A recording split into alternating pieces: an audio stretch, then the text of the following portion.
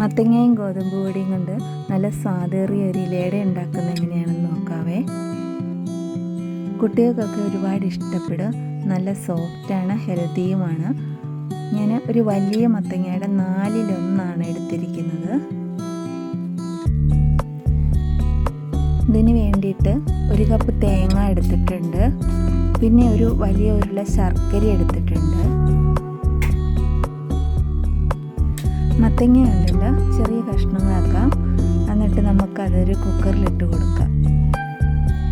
മത്തങ്ങ വേവാൻ ആവശ്യമായ 1 ഗ്ലാസ് വെള്ളവും 1 പിഞ്ച് ഉപ്പും കൂടെ ചേർത്ത് അത് നല്ലതുപോലെ ഒന്ന് വേവിച്ചെടുക്കാം. കണ്ട മത്തങ്ങ നല്ലതുപോലെ വെന്ത് വന്നിട്ടുണ്ട്.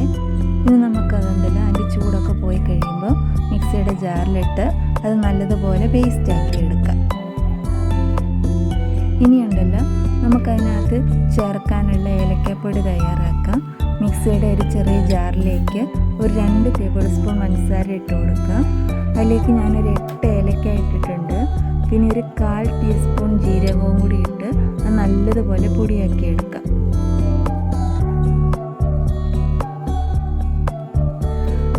ഇനി അട തയ്യാറാക്കാനായിട്ട് ഒരു പാത്രത്തിലേക്ക് നമുക്ക് ആ മത്തങ്ങയുടെ പേസ്റ്റ് ഇട്ട് കൊടുക്കാം. അതിലേക്ക് 1 കപ്പ് തേങ്ങ ചേർത്ത് കൊടുക്കാം. പിന്നെ ആ ചീകി വെച്ചിരിക്കുന്ന ശർക്കര ഇട്ട് കൊടുക്കാം. 2 കപ്പ് ഗോതമ്പ് പൊടി ചേർത്ത് കൊടുക്കാം. പിന്നെ നമ്മൾ ആ പൊടിച്ച് വെച്ചിരിക്കുന്ന ഏലക്കപ്പൊടി കൂടെ ചേർത്ത് കൊടുക്കാം. പിന്നെ വേണ്ടത് ഒരു 1/4 ടീസ്പൂൺ ചുക്ക് പൊടിയും കൂടെ ചേർത്ത് അത് നല്ലതുപോലെ ഇളക്കി യോജിപ്പിച്ചെടുക്കാം. ഞാൻ നല്ലതുപോലെ കൈകൊണ്ട് നല്ലതുപോലെ യോജിപ്പിച്ചെടുത്തിട്ടുണ്ട്. അത് വാഴയില ചെറിയ ചെറിയ കഷ്ണങ്ങളാക്കിയിട്ട് ചെറുതായിട്ടൊന്ന് വാട്ടിയെടുത്തു, അല്ലെങ്കിൽ അത് പൊട്ടിപ്പോകുന്നത് കൊണ്ട് അത് വെള്ളത്തിൽ കൈ മുക്കി ചെറിയ ഉരുളകളാക്കി ഇഷ്ടമുള്ള ഷേപ്പിൽ പരത്തി നമുക്ക് ആവിയിൽ വേവിച്ചെടുക്കാം. കുട്ടികൾക്കൊക്കെ ഒരുപാട് ഇഷ്ടപ്പെടും. എല്ലാവർക്കും ഇഷ്ടമായെന്ന് കരുതുന്നു. നല്ല സാധാരണ നല്ല സോഫ്റ്റുമാണ്. 4 മണിക്കൊക്കെ പെട്ടെന്ന് തയ്യാറാക്കാൻ പറ്റുന്ന ഒരു പലഹാരമാണ്. എല്ലാവർക്കും ഇഷ്ടമായെന്ന് കരുതുന്നു. Thank you.